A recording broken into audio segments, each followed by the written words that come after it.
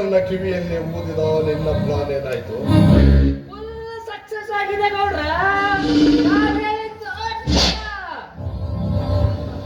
ಮದಿ ಹೋಗಿ ಕುಡಿದ್ರೆ ತಕ್ ತಕ್ ತಕ್ ತಕ್ ತಕ್ ತಕ್ ತಕ್ ತಕ್ ತಕ್ ತಕ್ ತಕ್ ತಕ್ ತಕ್ ತಕ್ ಬತ್ತು ಯಾಕತ್ತೈತಂತ ಯಾರ ಬಂದು ನೀರ್ ಹಾಕಿದ್ರು ಅದು ಏನ್ ಆರ್ವಲ್ದಂತ್ರಿ. ಉರಿಯಬೇಕು, ಹತ್ತಿ ಉರಿಯಲೇಬೇಕು ಸೀತಾಪತಿ. ಬೆಂಕಿ ಹೊತ್ತಿ ತಗ ತಗ ತಗ ಉರಿಯಲೇಬೇಕು. ಆ ಬಡ ಬಿಕಾರಿ ಬೀರ ನನಗೆದುರಾಡಿದ್ದನ್ನ ನೋಡಿದ್ರೆ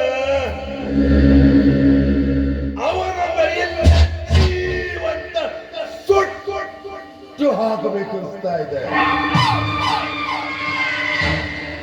ಅಂದಾಗ ಮಾತ್ರ ನನ್ನ ಹೊಟ್ಟೆಯಲ್ಲಿ ಹತ್ತಿದ ದ್ವೇಷದ ಬೆಂಕಿ ಆರೋದು.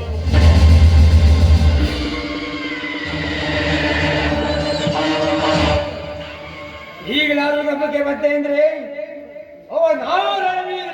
ಸರಿ ಅವನೊಂದು ದಯದ ಹೇಳಿದ ನಿಮ್ಮ ಪಾದದಲ್ಲಿ ಕಳೆದು ಹಾಕೋದು. ಅವನ ಕಡೆ ನೀರ್ ಯಾಕೆ ಹೊರಸು ಬುದ್ಧಿಲ್ಲ ನಿನಗ. ಅದು ಕರ್ನಾಟಕ ಉರಿಯಾಕತ್ತೈತಿ, ನೀ ಯಾಕೆ ಕಡ್ದು ಹೊಸ ಮಾಡ್ಕೊಡ್ಲಿ. ಹಿಂದೆ ಮುಂದೆ ಮಾತನ್ನು ಬಿಟ್ಬಿಡು ಸೀತಮ್ಮ. ಈಗ ವೀರನ ಗೌಡ ಕಣ್ಣಿಟ್ಟಿದ್ದಾನೆಂದರೆ ಮುಂದಿದೆ. ನನ್ನ ಭೂ ಸ್ವಾಧೀನಕ್ಕೆ ಅವನೆದುರಾಗಿ ನಿಂತಿರುವನೆಂದರೆ ಎತ್ತಣದ ಮಾಮರ, ಎತ್ತಣದ ಚಿಂತೆ. ಆ ಹಾಡುವ ಕೋಗಿಲೆಯ ಕಂಠವನ್ನು ತರಿಸಿದಾಗಲೇ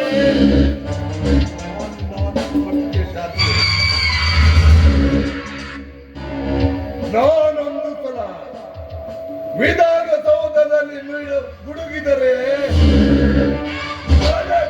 ನಡುಗುತ್ತಾರೆ.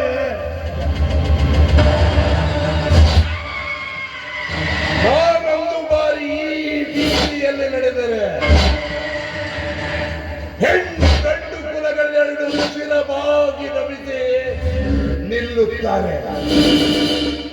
ಸೀತಾಪತಿ, ಆ ಶಶಿಧರಿಗೆ ಹೇಳಿ ಹಾಕಿದ ಒಂದು ಕೋತಾನ. ನೀವ ರೆಡಿ ಇಲ್ಲ ನಿಮ್ ತಂಗಿ ಹೇಳಾಕ.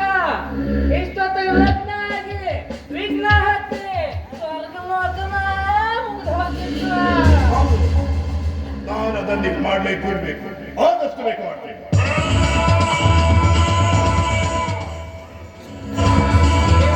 ಮಾಡಿದ್ರೆ ನಾನು ಆ ಸಸಿಂದ ಕಟ್ತಾ ಇರ್ತೀನಿ. ಸಂಗೀತ ದರ್ಶಿ ಊದ್ಬಿಡವನು ತುತ್ತೋರೆ. ಅದಕ್ಕೆ ಹೇಳ್ತಾರೆ ನಿನ್ನಂತ ನರಿ ಬುದ್ಧಿಯವನು ಇರ್ಬೇಕು ಅಂತ.